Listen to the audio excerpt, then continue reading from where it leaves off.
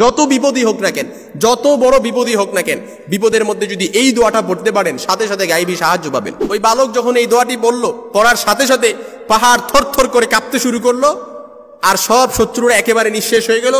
বালক একেবারে অনায়াসে শান্তিতে রাজদরবারে ফিরে আসলো। রাজা দেখে তো অবাক, কি ব্যাপার, তুমি মরো নাই? বালক বলে, না, আমি মরি নাই।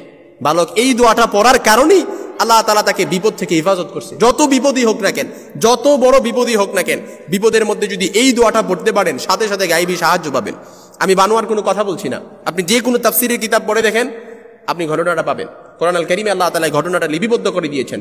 তাফসিরে ফি জিলালিল কোরআন খোলেন, তাফসিরে মাআরিফুল কোরআন খোলেন, তাফসিরে মাজহারি খোলেন, তাফসির ইবনে কাসির খোলেন, যে কোনো তাফসিরের কিতাবে আপনি এই দোয়া খুঁজে পাবেন। যখন এই বালক এই দোয়াটা বলল, যখন রাজদরবারে গেল, তখন রাজা আবার বলল, তাকে বিশাল সমুদ্রের মাঝখানে নিয়ে যাওয়া হলো জাহাজ দিয়ে। বালক যখন আবার এই দোয়াটা বলল, সমুদ্রের উত্তাল শুরু হয়ে গেল, জাহাজ থেকে সব শত্রুরা পড়ে নিঃশেষ হয়ে গেল, বালক বেঁচে গেল এই দোয়াটার মাধ্যমে।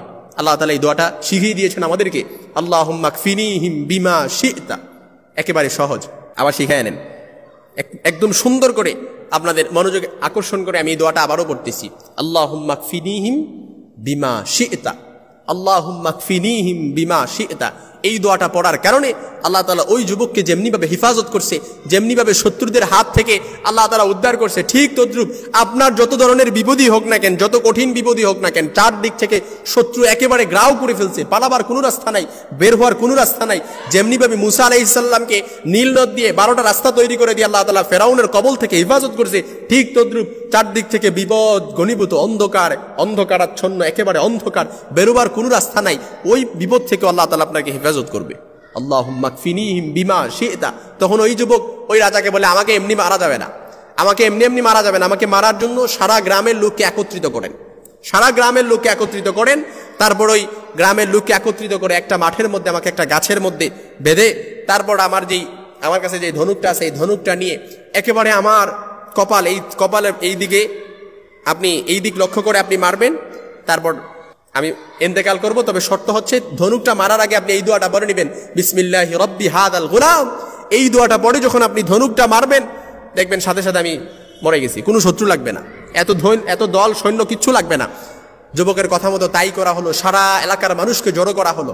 জড়ো করে তারপর যুবককে, তাফসীরের কিতাবে আসছে, যুবককে একটা খেজুর গাছের মধ্যে বেঁধে ফেলা হলো।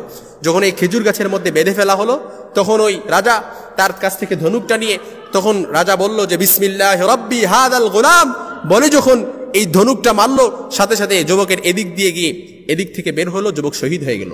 যুবকের এই দৃশ্য দেখে যখন পড়লো বিসমিল্লাহি রব্বি হাদাল গুলাম, এই দোয়াটা পড়ে যখন যুবককে মারতে পারলো, সারা এলাকার মানুষ, যত মানুষ জড়ো হয়েছিল, সব মানুষ কালেমা পড়ে মুসলমান হয়ে গেছে।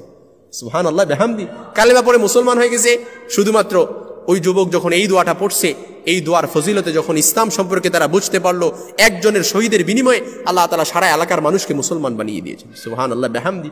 এই জন্য বিপদ যত বড়ই হোক না কেন, বিপদের মধ্যে, যে কোনো বিপদে এই দোয়াটা যদি পড়তে পারেন, কোরআন সম্মত, কোরআনে লিপিবদ্ধ আছে, এই দোয়াটা যদি পড়তে পারেন, ইনশাআল্লাহুল আজিজ আল্লাহ তাআলা আপনাকে বিপদ থেকে হেফাজত করবে, শত্রুদের কবল থেকে আল্লাহ তাআলা হেফাজত করবে। আল্লাহুম্মা কফিনিহিম বিমা শি'তা, আল্লাহুম্মা কফিনিহিম বিমা শি'তা।